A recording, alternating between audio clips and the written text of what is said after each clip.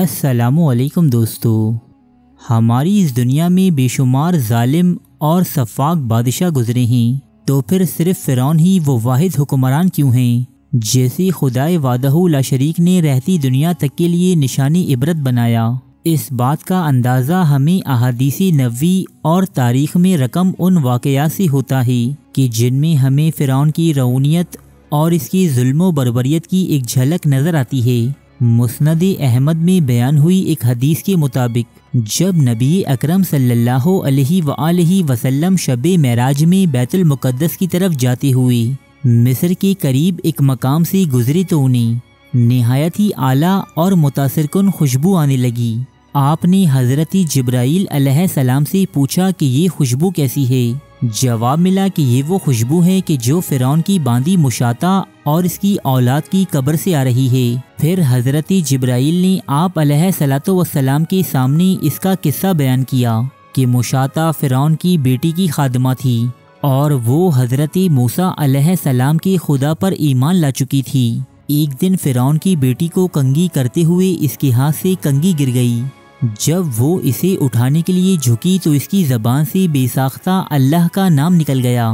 اس پر شہزادی نے کہا کہ تم نے آج عجیب کلمہ کہا، تمام جہان کی رب تو میرے باپ فرعون ہیں، تو پھر تو نے یہ کس کا نام لیا ہے؟ مشاطہ نے جواب دیا کہ فرعون رب نہیں بلکہ رب وہ اللہ ہے جو مجھے، تجھے اور خود فرعون کو روزی دیتا ہے۔ شہزادی نے یہ تمام رودات اپنے باپ کے سامنے بیان کر دی۔ فرعون یہ سن کر سخت غضبناک ہوا اور اسی وقت مشاطہ کو برسری دربار بلوا لیا۔ فرعون نے اس سے دریافت کیا کہ کیا تم میرے سوا کسی اور کو رب مانتی ہو؟ مشاطہ نے جواب دیا کہ میرا اور تیرا رب اللہ تعالیٰ ہی ہے جو بلندیوں اور بزرگی والا ہے۔ فرعون نے اسی وقت حکم دیا کہ تانبے کی جو گائے بنی ہوئی ہے اسے خوب تپایا جائے اور جب بالکل آگ جیسی ہو جائے تو اس کے بچوں کو ایک ایک کر کے اس میں ڈال دیا جائے اور آخر میں ان کی ماں کو بھی اسی آگ میں جلا دیا جائے۔ مشاطہ نے فرعون سے درخواست کی کہ میری اور میرے بچوں کی موت کے بعد ہماری ہڈیاں ایک ہی جگہ ڈالنا۔ فرعون نے کہا کہ تیرے کچھ حقوق ہمارے ذمے ہیں، اس لیے تیری یہ بات منظور ہے۔ مشاطہ کی دونوں بچیاں اس کی آنکھوں کے سامنے اس آگ میں ڈال دی گئیں جو فوراً جل کر راکھ ہو گئیں۔ مشاطہ کا سب سے چھوٹا بچہ اس کی چھاتی سے لگا دودھ پی رہا تھا۔ فرعون کے سپاہیوں نے اسے بھی نہ بخشا اور اسے گھسیٹتے ہوئے تپتی ہوئی آگ میں جھونک دیا اور آخر میں ان کی ماں کو بھی اسی آگ میں جلا کر مار دیا گیا۔ یہ خوشبو کی مہکیں اسی کے جنتی محل سے آ رہی ہیں۔ مسند احمد۔ فرعون جب یہ مظالم ڈھانے کے بعد اپنے گھر پہنچا تو وہاں موجود اس کی بیوی حضرت آسیہ نے فرعون کو خوب لعنت و ملامت کی۔ دوستو، یہ وہی حضرت آسیہ ہیں کہ جنہوں نے اللہ کے ایک نبی حضرت موسیٰ علیہ السلام کی پرورش کی۔ آپ حضرت موسیٰ علیہ السلام کے خدا پر ایمان لا چکی تھیں لیکن فرعون سے اپنا ایمان مخفی رکھتی تھیں۔ تاہم مشاطہ اور اس کی اولاد کی اس دردناک موت پر آپ کی ضبط کا بندھن ٹوٹ گیا اور آپ نے بھی فرعون کو ببانگ دہل کہا کہ میں بھی تجھے خدا نہیں مانتی بلکہ تو ایک عام انسان ہے باقی تمام انسانوں کی طرح۔ فرعون یہ سن کر حیران رہ گیا کیونکہ اسے حضرت آسیہ علیہ السلام سے بے حد محبت تھی۔ خدا نے آپ کو بے پناہ حسن و جمال سے نوازا تھا۔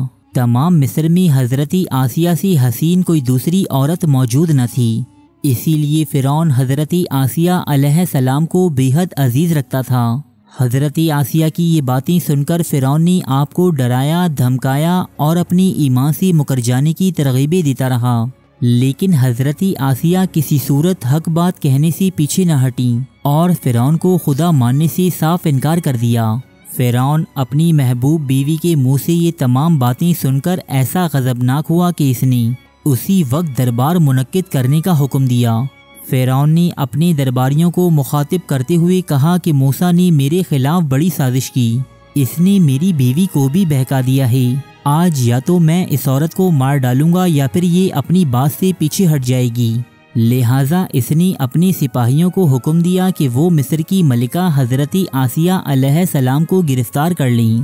دوستو، ایک وقت تھا کہ جب محل کے ملازمین اور سپاہی حضرت آسیہ کو نظر اٹھا کر دیکھنے سے بھی ڈرا کرتے تھے لیکن آج وہی ملکہ مجرموں کی مانند درباری مصر میں پیش ہوئیں۔ فرعون گویا ہوا کہ تو اتنے عالیشان محل میں رہتی ہے، دنیا جہان کی نعمتیں تجھے میسر ہیں، ہزاروں عورتوں کے درمیان میں نے تجھے اپنی محبوبہ بنایا، میں یہ سب نوازشیں تجھ سے چھین لوں گا، بہتر یہی ہے کہ تو اپنے ارادے سے باز آ جا اور مجھے اپنا رب مان لے۔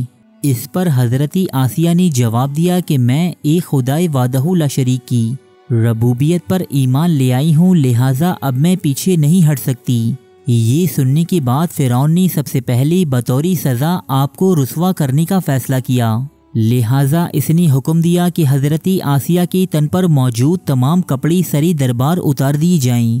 دوستو، وہ خاتون جن کی پارسائی اور شرم و حیا کی مثالیں تمام مصر میں دی جاتی تھیں، آج اپنی ایمان کو بچانے کی خاطر درباری مصر میں بے لباس ہو گئی تھیں، تاہم آپ کسی صورت فرعون کو رب ماننے پر رضامند نہ ہوئیں۔ اب فرعون نے حکم جاری کیا کہ اس کے جسم سے کھال اتار دو اور اس کا منہ میرے محل کی جانب کر دو، تاکہ اسے یہ احساس ہو کہ آسیہ نے کون سی نعمتیں ٹھکرا کر اس درد کو گلے لگایا ہے۔